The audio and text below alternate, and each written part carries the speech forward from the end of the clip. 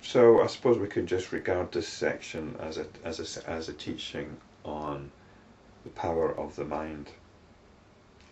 But it is just a teaching.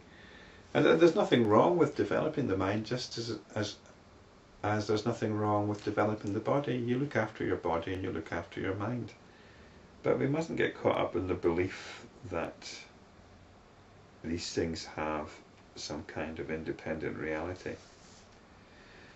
So we're having it in for the physical body here. The physical body achieves nothing. On the other hand, the mental body gets results. It's the power of belief. Here we're talking about the power of belief, aren't we? And it's belief which actually gets in the way of awareness. But if you want to get things done, you really have to believe, don't you? When the mind dwells constantly on what is pure, it is immune to the effects of curses. The body may fall into fire or mire, but the mind experiences only that which it contemplates. This was demonstrated by Indra. It was Indra that suffered. This was the young man of loose morals who suffered all these things, but his mind transcended it all. And we see this with hypnotism, don't you? I mean, it's possible to overcome pain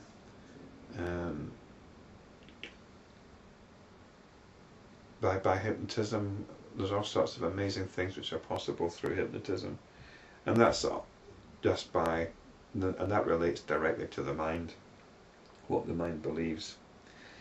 It was also demonstrated by the sage Dirghatapa, who wished to perform a religious rite, but fell into a blind well while collecting the materials for it. He performed the rite mentally and derived the fruit of actual physical performance of the rite. The 10 sons of the holy man were also able to achieve Brahmahood by their mental effort. Even I could not prevent it. Mental and physical illness, as well as curses and evil eye, do not touch the mind that is devoted to the self, any more than a lotus flower can split a rock into two by falling on it. Hence one should endeavour, with the mind, to make the mind take to the pure path. With the self, make the self tread the path of purity. Whatever the mind contemplates, that instantly materialises. This is often said, and it can be a bit confusing. Whatever the mind contemplates, that instantly materialises. It doesn't materialise on the physical level. When you think of something, it materialises in your mind's eye immediately.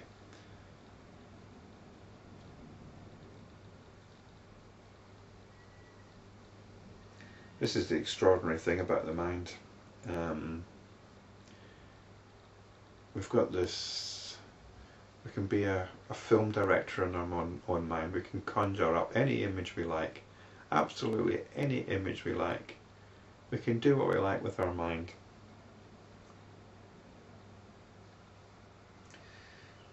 Some of these, some of the Tibetan meditation practices, you offer up to the Buddhas in your mind all sorts of gifts. You give all kinds of gifts and offerings to the Buddhas, and you can offer up the whole universe. Yes, whatever the mind contemplates, that instantly materialises. By intense contemplation, it can bring about radical change within itself, to heal itself of the defective vision in which illusions were perceived as real.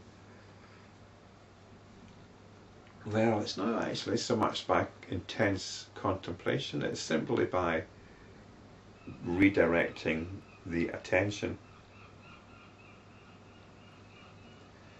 What the mind does, that it experiences as truth. It makes the man who is sitting in moonlight experience burning heat, and it makes one who is in burning sun experience cool comfort. Well, this sounds like hypnotism here, doesn't it? You can either do this through self-hypnosis or have somebody hypnotise you to believe. to believe that what you're experiencing is quite different to what others think you might be experiencing. Such is the mysterious power of the mind.